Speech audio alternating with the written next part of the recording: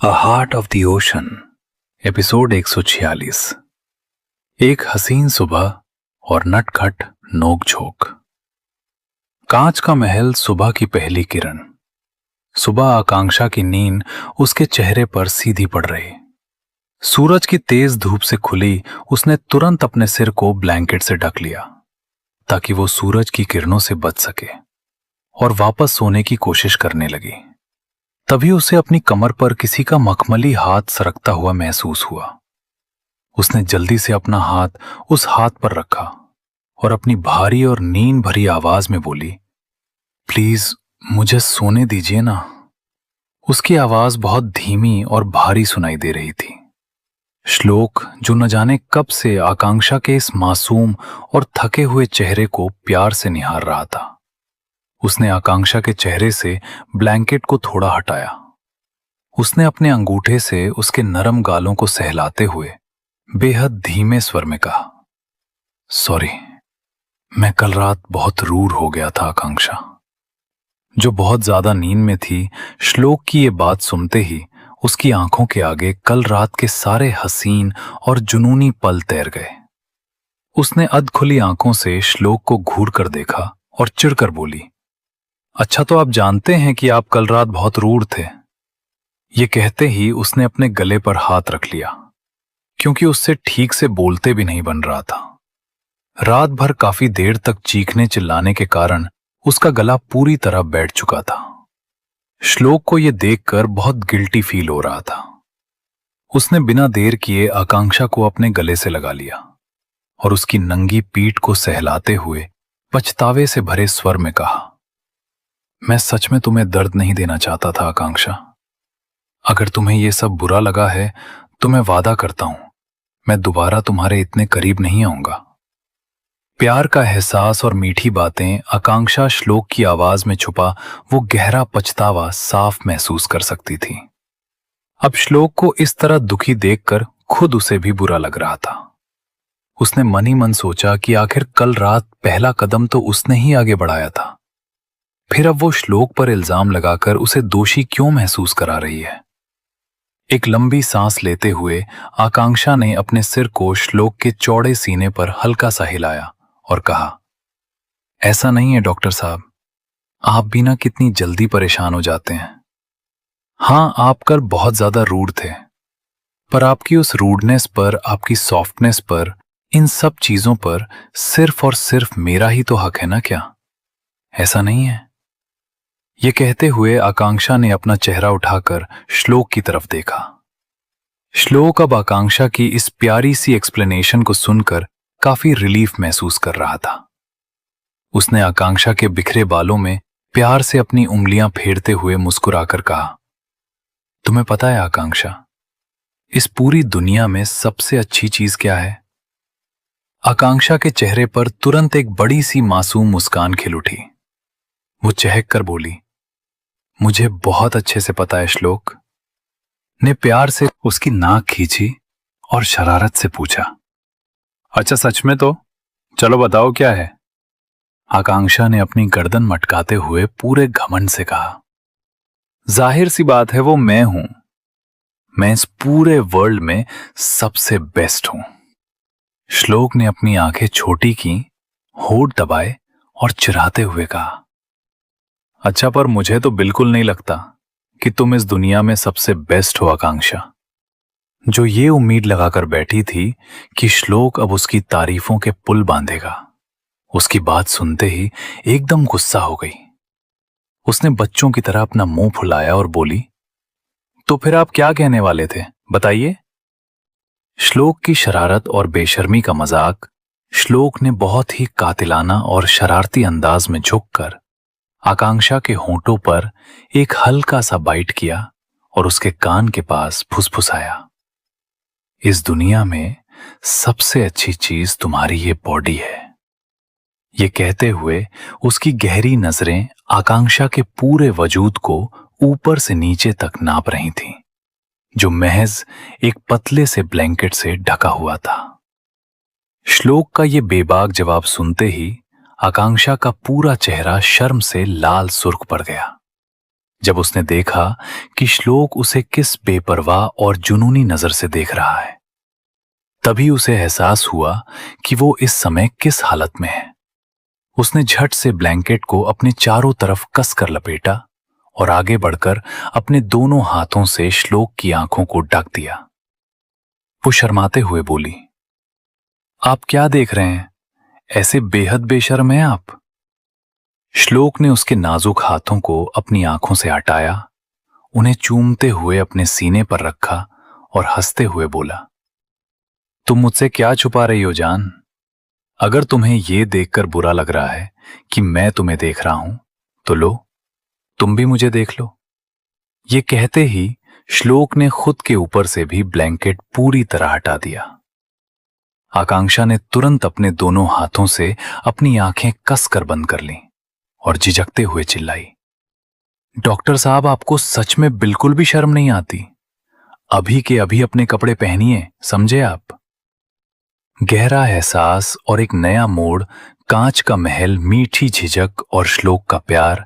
आकांक्षा के उस प्यारे से रिएक्शन को देखकर श्लोक मुस्कुरा रहा था।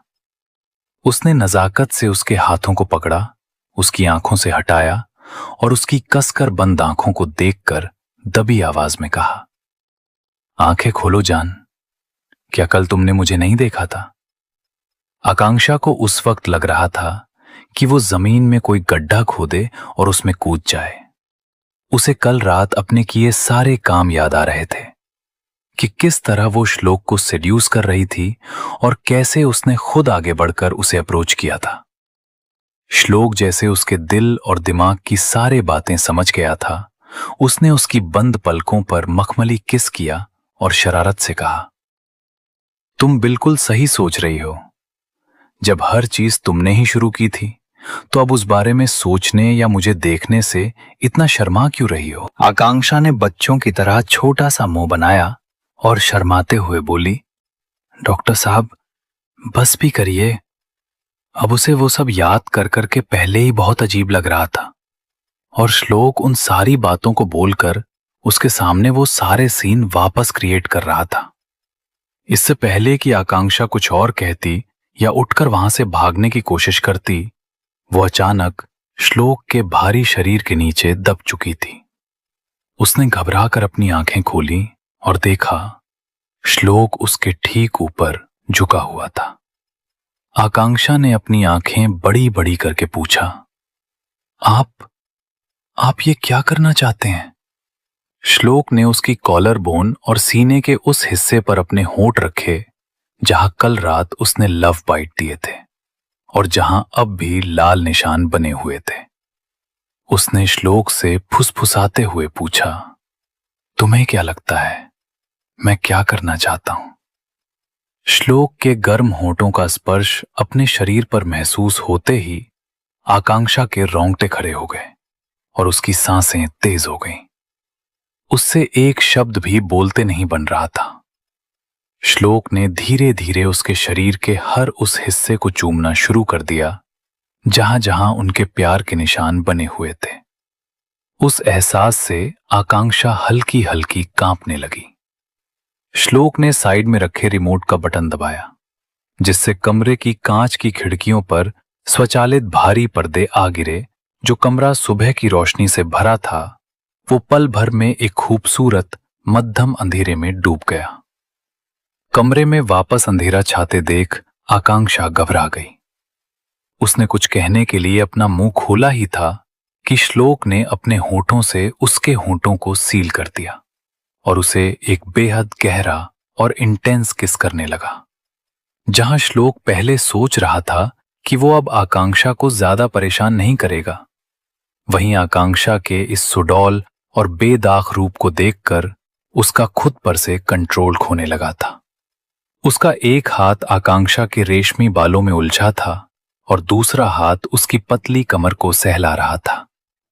आकांक्षा शुरुआत में श्लोक को खुद से दूर करना चाहती थी, पर वो उस जुनूनी किस के जादू से बच नहीं पाई और खुद भी उसमें खो गई। काफी देर तक एक दूसरे के होंठों का रस पीने के बाद श्लोक आकांक्षा से अलग हुआ। दोनों ही गहरी गहरी सांसें ले रहे थे। आकांक्षा के कांपते हाथ श्लोक के सीने पर टिके थे। उसने अपना सिर उठाकर श्लोक को देखा, जिसकी नजरों की तपिश सीधे उस पर टिकी थी। श्लोक की उस कातिलाना नजर से शर्माकर आकांक्षा ने अपना चेहरा दूसरी तरफ मोड़ लिया, जिससे उसकी पतली और गोरी गर्दन श्लोक के सामने आ गई। श्लोक ने बिना एक पल गवाए अपने होठों से उसकी नाजुक गर्दन पर हमला कर दिया। आकांक्षा के हाथों की पकड़ श्लोक के कंधों पर कसती जा रही थी, जिससे श्लोक के लिए खुद पर काबू रखना और मुश्किल हो रहा था। उसने एक बार फिर खुद को आकांक्षा के वजूद में लीन कर दिया। आकांक्षा की हल्की सी चीख निकल गई, क्योंकि कल रात का दर्द अभी पूरी तरह गया नहीं था। लेकिन इस बार श्लोक उसके साथ बहुत ही जेंटल था, जिससे आकांक्षा को तकलीफ नहीं हुई।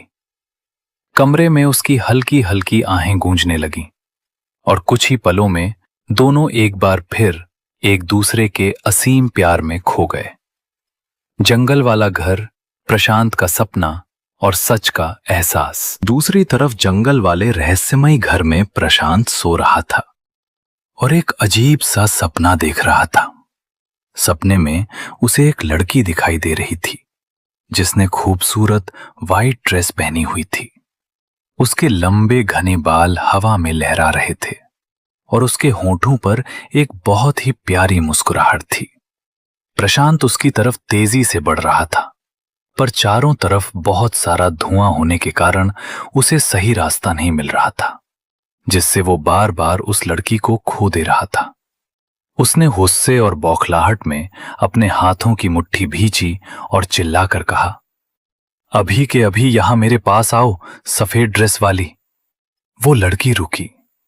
उसने अपना हाथ आगे बढ़ाया और शांत आवाज में बोली, प्रशांत, तुम्हारा यही गुस्सा, इसी गुस्से के कारण हमने अपनी सबसे अच्छी दोस्त को खोया था और अब तुम अपने प्यार को भी खोने वाले हो। उसे मत छोड़ो, क्योंकि तुम उससे बहुत प्यार करते हो और ये बात तुम्हें खुद को स्वीकार करनी होगी। लड़की ने आगे कहा, प्रशांत, मैं जानती हूं कि तुम मुझसे बहुत ज्यादा जुड़े हुए थे, पर अब तुम्हें मुझे आजाद करना होगा, तुम्हें आगे बढ़ना होगा। ये कहते ही आसपास का धुआं धीरे धीरे छटने लगा। प्रशांत ने ध्यान से देखा। वो सफेद ड्रेस वाली लड़की कोई और नहीं बल्कि आकांक्षा थी, और उसी के ठीक बगल में एक और लड़की खड़ी थी जो मुस्कुराते हुए प्रशांत को ही देख रही थी। वो आरुषि थी। आकांक्षा ने बेहद प्यार से आरुषि का हाथ प्रशांत के हाथ में थमा दिया और धुएं की परतों के साथ साथ आकांक्षा की वो छवि भी धीरे धीरे हवा में गायब हो गई। एक नई शुरुआत की ओर।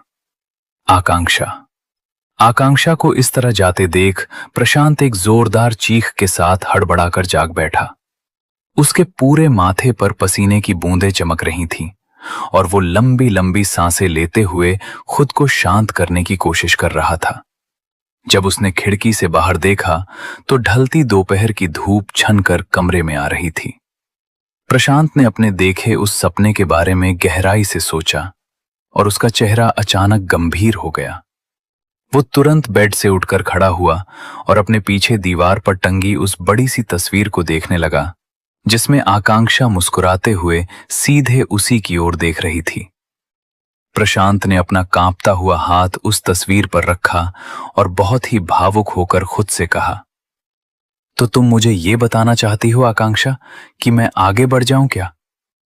क्या तुमने मुझे माफ कर दिया? इस पल प्रशांत के दिल में गहरा दर्द और एक अजीब सी खुशी दोनों एक साथ महसूस हो रहे थे। दर्द इस बात का कि उसकी आकांक्षा हमेशा के लिए उससे दूर जा चुकी थी, और खुशी इस बात की कि उसने आखिरकार उसे माफ कर दिया था। भले ही खुद को तसल्ली देने के लिए ये महज एक सपना या झूठ ही क्यों न हो, पर प्रशांत के रिलेटेड ही ये बहुत बड़ी बात थी कि आकांक्षा ने उसके सपने में आकर उसे जीवन में आगे बढ़ने का रास्ता दिखाया था। प्रशांत ने अपने आंसू पोंछे वो तेजी से उस घर से बाहर निकला और सीधे उस दूसरे घर की तरफ कदम बढ़ाने लगा जहां आरुषि मौजूद थी। आगे की कहानी जानने के लिए सुनते रहिए सिर्फ और सिर्फ हमारे YouTube चैनल ऑडियो ड्रामा पर।